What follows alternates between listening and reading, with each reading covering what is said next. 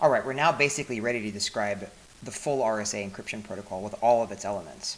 You remember last time when we wanted to send a message to Professor Krepp, we had to ask him to run a key generation scheme. He had to generate public and private keys.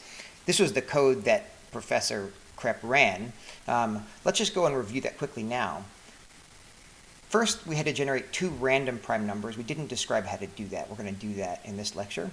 Professor Krepp had to generate this x-bomb, which is basically just a random number, which is relatively prime to p minus 1 and q minus 1. You're going to understand soon why we did that. Also, we computed the multiplicative inverse modulo p minus 1 times q minus 1 of x spawn.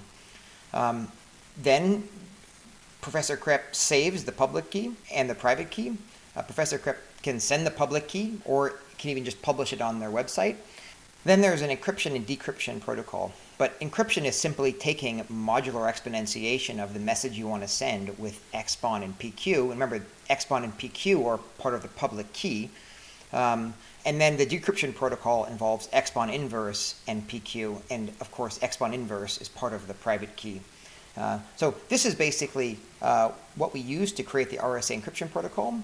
We have to explain how to generate random primes. We have to explain why this encryption and decryption actually works. We also have to explain why this is likely to be a secure protocol, or mostly secure. Okay, so let's get started with that. The first thing we're going to do is to understand how to generate random prime numbers. So it turns out that to generate random prime numbers on the order of n bits, we can use Fermat's little theorem to help us out. It's actually incredibly useful. So first, let me explain one thing. If we pick a random number, any random number that's on the order of n bits, it has a probability of roughly 1 over n of being prime. So if you want to generate some random prime, what you can do is just pick any random number, check if it's prime, and if it's not prime, just try again. You may have to do this, let's say, about n times to find a prime number, but it will succeed eventually, and it won't take time. It takes on the order of n time for this algorithm to work and find a prime number. The only issue is, how do we check if a number is prime or not? That's actually a difficult question, but we have Fermat's little theorem to help us out. So notice that we proved in the last segment of the lecture that if we take some x, which is prime, and some base a from 1 to x minus 1, taking a to the x minus 1 is going to be congruent 1 mod x, right? That's a special fact for prime numbers, x. Now, it turns out that for almost all non-prime x, this is going to fail a lot of the time. What do I mean by that? I mean that if you pick a random base a from 1 to x minus 1, and you simply try to exponentiate it to the x minus 1, it will not be congruent to 1 mod x, with probability better than a half. So what do I mean by almost all non-prime? Well, it turns out that there are actually some exceptionally rare bad cases, and these are called Carmichael numbers. And they actually look like primes according to this test, even though they're not. So there's kind of two ways around this. One is these cases are so rare you can almost ignore them and simply use this test. This test is going to find a Carmichael number with incredibly low probability, and we don't have to worry about that too much. However, if you're interested in finding out a more sophisticated mathematical method around this issue, you can check the book. It actually describes a way to avoid these Carmichael numbers. But Fermat's little theorem does give us an almost foolproof way to check if numbers are prime. We can make this function Fermat prime test, which takes in an x and a number of times to do this randomized check. Okay, so for every iteration in the randomized check, what it does is it generates a random base from 2 to x minus 1. It does the Fermat check. It tests to see if Fermat's theorem it holds, which we know holds for primes and generally doesn't hold for non-primes.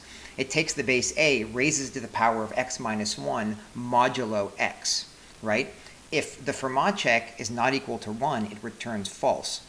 It keeps running this experiment, in this case 30 times, but you can decide how many times you want to do this check.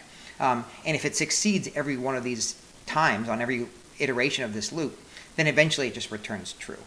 This method checks if a number is prime and works with very high probability on almost all numbers except for the Carmichael numbers, which are the bad special cases. Okay, so now how do we actually generate random primes with roughly num bits if we want to have an n-bit prime number? It's very simple. We simply, in a loop, we're going to keep trying to find a prime number. What we do is we generate this random integer x, which just has num bits, many bits.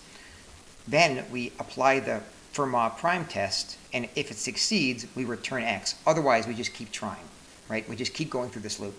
This is going to take roughly on the order of O of num bits to succeed. It may take a little longer because it actually is a randomized algorithm, but it should not take many, many more times than num bits. We're going to show later in the course that how to analyze these randomized algorithms, but this algorithm will succeed with very high probability in O of n steps. Okay, so we've seen this encryption scheme, but we haven't actually described why it works. What do I mean by why it works?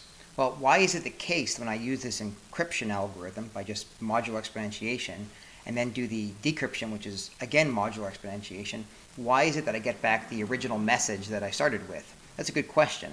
So the first thing to note is that because of this line right here, because of E_inv is the multiplicative inverse mod p minus 1 times q minus 1, we can write that E times E_inv is congruent to 1 modulo p minus 1 times q minus 1. Recall that p minus 1 times q minus 1 is actually phi of p times q, right? And therefore, we can actually write that E times E_inv equals 1 plus some integer value times phi of pq. This is very important for some int k. So let's look at how we got this decrypted message.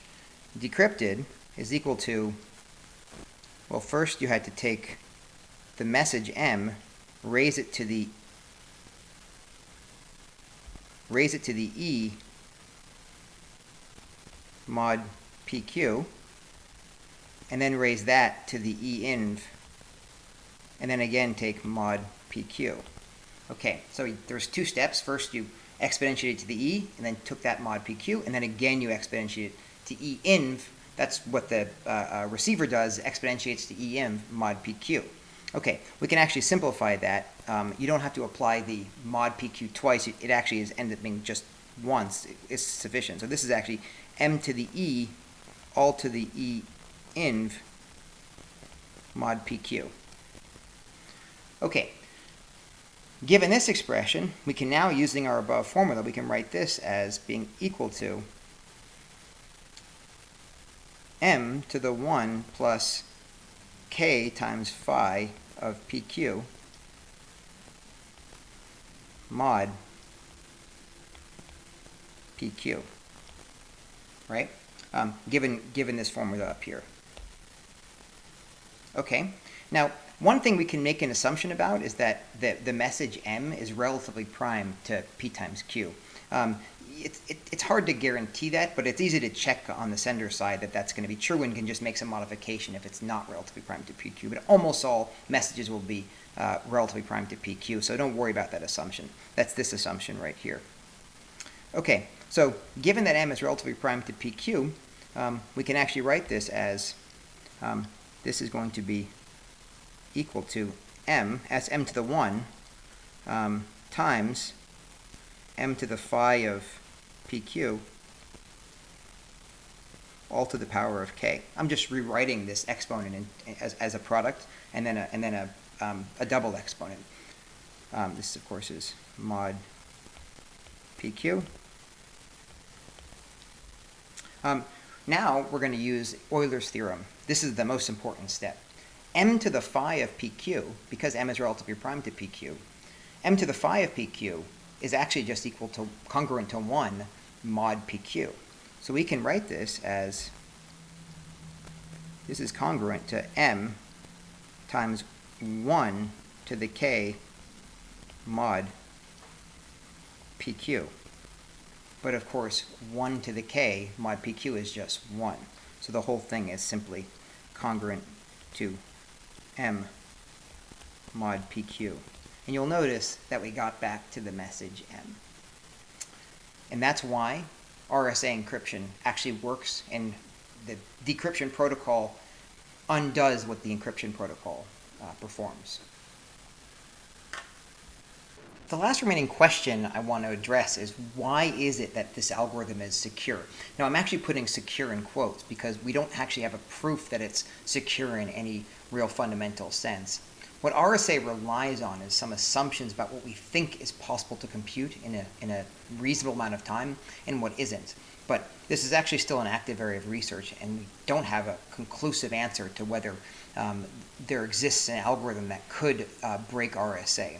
So the key detail you should know is that what RSA relies on is the fact that the receiver can maintain this private information, which is the primes P and Q. What the receiver publicizes in their public key is simply the product of P and Q. So it releases this object P times Q, but doesn't actually specify what P and Q are. It doesn't actually reveal the two primes that were multiplied together. Now notice that we actually have this very simple algorithm for decryption. If you know P and Q, right, the receiver, having received the message, can take the XPON, which was published as part of the public key, and the primes P and Q, and can just run the multiplicative inverse algorithm and the mod exp algorithm. Both of these take on the order of n cubed time, where n is the number of bits of these primes. So we have this efficient algorithm knowing P and Q, but let's say that you didn't know P and Q and you only knew P times Q. Let's just emphasize, why was it efficient? Why were we able to do this efficiently? Knowing P and Q allows you to compute this quantity P minus 1 times Q minus 1. Since we can compute P minus 1 times Q minus 1, we can compute the multiplicative inverse mod P minus 1 times Q minus 1 of this particular XPON. We can't do that if all we have is the product of P and Q. We'd actually have to factorize that P times Q into P and Q separately. Now, it's completely possible that there does exist some algorithm we simply haven't discovered yet that runs in a reasonable amount of time. It's sort of just believed that that's not going to be possible, or at least not with modern current technology. It is known, for example, that if we had a large enough quantum computer that we could actually break RSA, and there is an algorithm known as Shor's algorithm which can do factorization. You see, one natural approach to solving this, you might just try to say P comma Q equals, let's say, factorize PQ, right? You could simply try to apply a factorization algorithm and then apply the original decryption protocol that we got here. Maybe just make output the result of this decrypt algorithm that knows both P and Q. That's fine. The problem here is that we believe quite strongly that there isn't a factorized algorithm, or at least not using modern techniques. Now, I will say that if you could come up with a method that could do factorization or just solve this decrypt with PQ method that could just fill in the details here, you'd not only likely get a Nobel Prize, or at least some major scientific prize, but you'd also break the internet, because almost all of our standard transactions and interactions, for example, using SSL or HTTPS, all rely on the difficulty of being able to do this decryption without having the factors P and Q. So this is pretty cool, and there's still open questions here, and it's still an active area of research. You're going to learn about complexity theory towards the end of the course, and you'll be learning more about these types of quote-unquote difficult problems and what is solvable and what we believe is not solvable. So stay tuned for that.